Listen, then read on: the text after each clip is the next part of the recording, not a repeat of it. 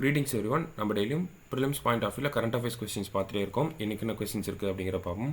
First question, Amrit Dharohar scheme is related to அப்படின்னு கேட்டிருக்காங்க. அம்ரித் தரோகர் திட்டம் எதனுடன் தொடர்புடையது அப்படின்னு பார்த்தோம்னா நமக்கு வெட்லேண்ட் சைட்டோட, அதாவது வெட்லேண்ட் சதுப்பு நிலங்கள் அப்படிங்கிறது சொல்லுவோம், அதோட தொடர்புடைய ஒரு விஷயம் தான். அதோட தொடர்புடைய ஒரு விஷயம் என்ன அப்படின்னு பார்த்தோம்னா ராம்சார் சைட். ஓகேங்களா? ஸோ ஒவ்வொரு முக்கியமான ஒரு வெட்லேண்ட் இருக்குது. இப்போ பள்ளிக்கரணை சதுப்பு நிலம் அப்படிங்கிறது இருக்குது அப்படின்னா அது சில க்ரைட்டீரியாஸை மீட் பண்ணால் அதுக்கு நம்ம ராம்சார் அந்தஸ்து அப்படிங்கிறத கொடுப்போம். ஸோ ராம்சார் சைட் அது அந்த ஒரு விஷயத்தை டீல் பண்ணுறது தான் இந்த வெட்லேண்ட் அப்படிங்கிற விஷயம். ஸோ இந்த அம்ரித் தரோகர் அப்படிங்கிற திட்டம் வெட்லேண்ட் கன்சர்வேஷன், சதுப்பு நில பாதுகாப்புக்காக கொண்டு வரப்பட்ட ஒரு திட்டமாக தான் இருக்குது நமக்கு. சரிங்களா? ஸோ சதுப்பு நிலம் இந்த சென்ஸ் அந்த இடத்துல நமக்கு ராம்சார் அந்தஸ்தும் அப்படிங்கிறதும் தெரிஞ்சிருக்கணும்.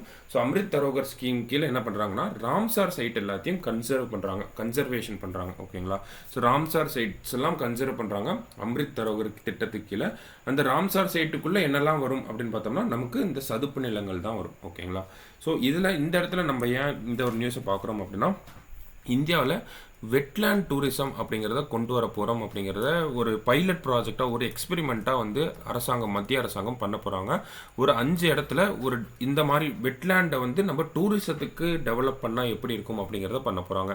ஸோ அதுக்கு என்னெல்லாம் தேவை அப்படிங்கிறத இந்த ஒரு 5 இடத்துல பண்ண போகிறாங்க. எங்கெங்கே அப்படின்னு பார்த்தோம்னா ஃபஸ்ட்டு ஒன்று சுல்தான்பூர் நேஷ்னல் பார்க் அப்படிங்கிற இந்த பிளேஸில். சுல்தான்பூர் நேஷ்னல் பார்க் அப்படிங்கிறது எங்கே இருக்குது அப்படின்னு பார்த்தோம்னா ஹரியானாவில் வந்து நமக்கு இருக்குது. செகண்டாக வேறு என்ன பிளேஸ் அப்படின்னு பார்த்தோம்னா பித்தர்கனிகா மேங்க்ரூவ்ஸ் அப்படிங்கிற அந்த இடம் எங்கே இருக்குது அப்படின்னு பார்த்தோம்னா ஒடிசாவில் பித்தர்கனிகா அப்படிங்கிற சொல்லுவாங்க. இந்த பித்தர்கனிகா அப்படிங்கிற இந்த பகுதிகளில் இந்த மேங்க்ரோவ்ஸ் அப்படிங்கிறது அதிகமாக இருக்கும். ஸோ அதான் பித்தர்கனிகா மேங்க்ரோவ்ஸ் அப்படின்னு சொல்கிறோம். எங்கன்னா ஒடிசாவில். அதே மாதிரி ஒடிசாவில் இன்னொரு பிளேஸும் இருக்குது. அது என்ன பிளேஸ் அப்படின்னு பார்த்தோம்னா சிலிக்கா லேக் நம்ம கேள்விப்பட்டிருவோம். இந்த சிலிக்கா லேக் அப்படிங்கிறதும் ஒரு சதுப்பு நிலமாக தான் இருக்குது. அதே மாதிரி ஃபோர்த்தாக இன்னொரு பிளேஸ் என்ன அப்படின்னு பார்த்தோம்னா சிர்பூர் அப்படிங்கிற இந்த ஒரு வெட்லேண்ட். கடைசியாக பார்த்தோம் அப்படின்னா யஸ்வந்த் சாகர் அப்படிங்கிற அந்த ஒரு wetland.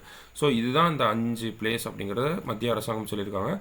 So Yashwant Sagar and Sirpur அப்படிங்கிறது மத்திய பிரதேசில் வந்து இருக்குது. ஸோ இந்த 5 வெட்லேண்ட்லேயும் என்ன ப்ராஜெக்ட் பண்ண போகிறாங்க அப்படின்னா வெட்லேண்ட் டூரிசம் அப்படிங்கிறத ப்ரொமோட் பண்ண முடியுமா, அதுக்கு என்னென்ன மாதிரியான விஷயங்கள் தேவை, இந்த மற்ற டெவலப்மெண்ட்ஸ்லாம் என்ன பண்ணணும் அப்படிங்கிறத இந்த 5 ராம்சார் சைட்டில் பண்ண போகிறாங்க. சரிங்களா?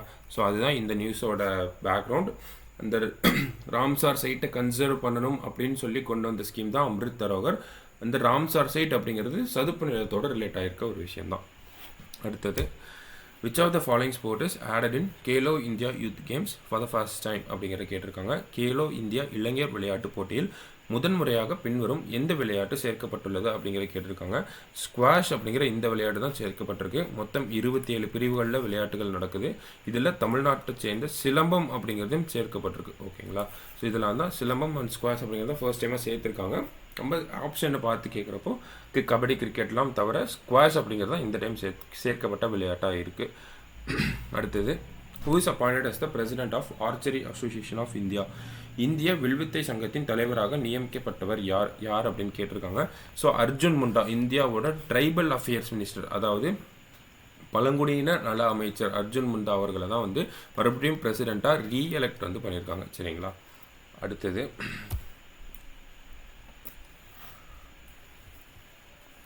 National start up day is observed on அப்படிங்கிற கேட்டிருக்காங்க. ஸோ நேஷ்னல் ஸ்டார்ட் அப் டே அப்படிங்கிறது எப்போலேருந்து அப்சர்வ் பண்ணுறோம் அப்படின்னா 2021 எந்த டேவனா ஜனவரி 16 தான் வந்து நம்ம நேஷ்னல் ஸ்டார்ட் அப் டேவாக வந்து அப்சர்வ் பண்ணிட்டு வரோம். சரிங்களா? அதாவது தேசிய ஸ்டார்ட் அப் தினம் அப்படிங்கிறத. கடைசியாக, under cricket world cup is held in அப்படின்னு கேட்டிருக்காங்க. அண்டர்-19 உலகக்கோப்பை கிரிக்கெட் எங்கு நடைபெற்று வருகிறது அப்படின்னு பார்த்தோம்னா சவுத் ஆஃப்ரிக்காவில் தான் நமக்கு அந்த கேம்ஸ் வந்து கிரிக்கெட் வேர்ல்டு கப் அப்படிங்கிறது நடந்துட்டுருக்கு. அண்டர்-19 கிரிக்கெட் வேர்ல்டு கப் அப்படிங்கிறது சவுத் ஆஃப்ரிக்காவில் தான் நடந்துட்டுருக்கு. ஸோ நம்ம இன்றைக்கி ப்ரிலிம்ஸ் பாயிண்ட் ஆஃப் வியூவில் ஒரு 5 கொஸ்டின் பார்த்துருக்கோம். நாளைக்கு இன்னொரு 5 கொஸ்டினில் மீட் பண்ணலாம்.